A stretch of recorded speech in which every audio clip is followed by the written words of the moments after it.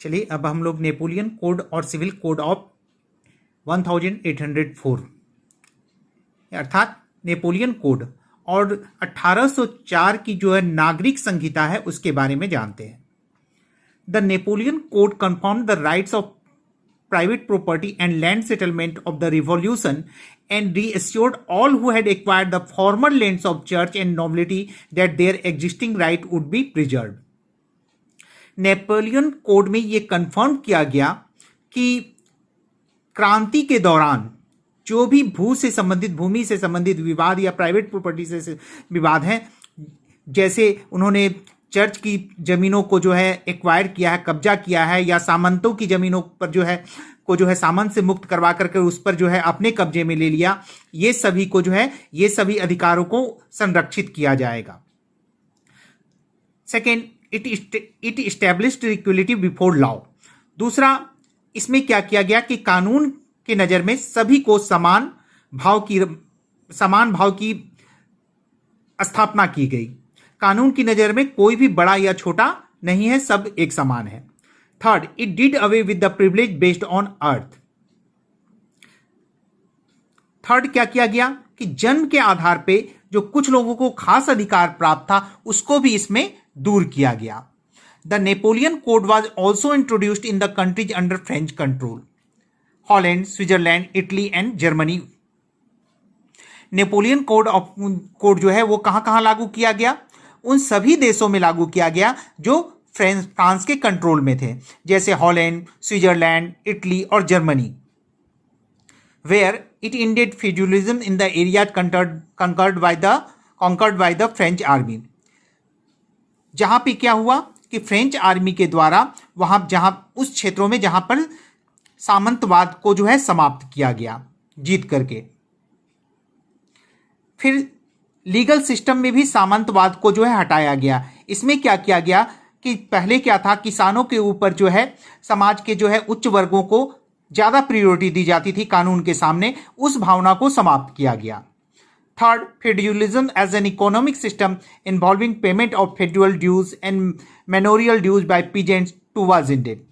फिर क्या किया गया कि जो आर्थिक सिस्टम में, इकोनॉमिक सिस्टम में जो सामंतवाद था उसे भी अंत किया गया। इसमें क्या शामिल था? आपका जो भी सामंतवाद से जुड़े हुए कर किसानों को देने पड़ते थे या मानवीय रूप में श्रम करना पड़ता था, ये सभी को समाप्त किया गया। Fourth, nobles, middle classes and peasants became subject of the state, all equally liable to pay taxes. The system of levying and collecting taxes was made more equitable.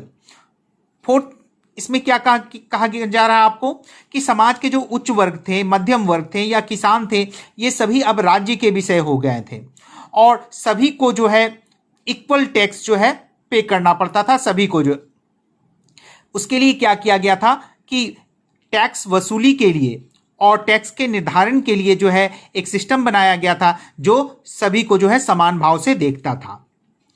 Old guilds were abolished, internal tariff barriers were remove. पुराने जो कर निर्धारित किए गए थे वो सबको हटाया गया। आंतरिक भी जो कुछ करें थी वो सब बैरियर को, टैक्स के बैरियर को हटाया गया। Transport and communication system were improve. यातायात के साधन और संचार के साधनों को जो है उसको और ज़्यादा इंप्रूव किया गया, विकसित किया गया। Common currency and standard weights and measures were introduced.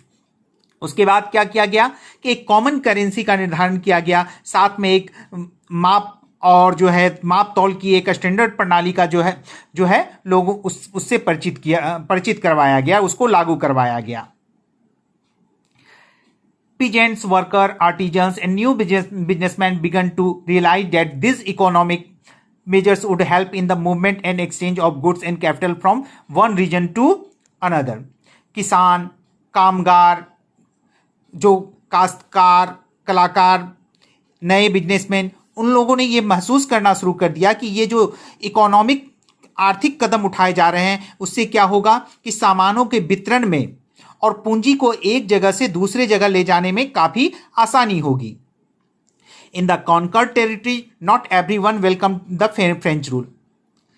लेकिन इतना होने के बावजूद हम ये कह सकते हैं कि जिन जिन क्षेत्रों में फ्रांस ने विजय प्राप्त किया, हर एक लोगों ने फ्रांस की के इस रूल को जो है पसंद नहीं किया।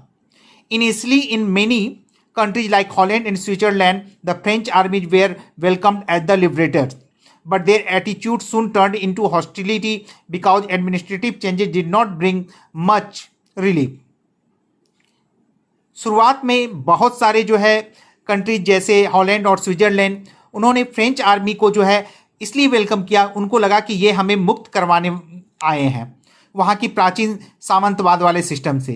लेकिन उनका एटीट्यूड जो है वो क्या हुआ, जल्दी ही बदल गया, क्योंकि एडमिनिस्ट्रेटिव चेंज जो है वहाँ पे जो किया गया उससे इन लोगों को जो है ज़्यादा राहत नहीं मिल पाया।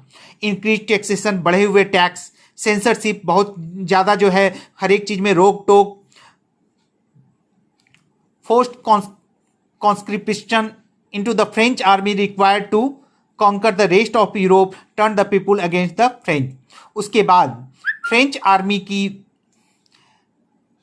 बाकी यूरोप को जीतने की भूख ने उसको क्या किया, वहाँ के लोगों को फ्रांस के जो है विरुद्ध में खड़ा कर दिया।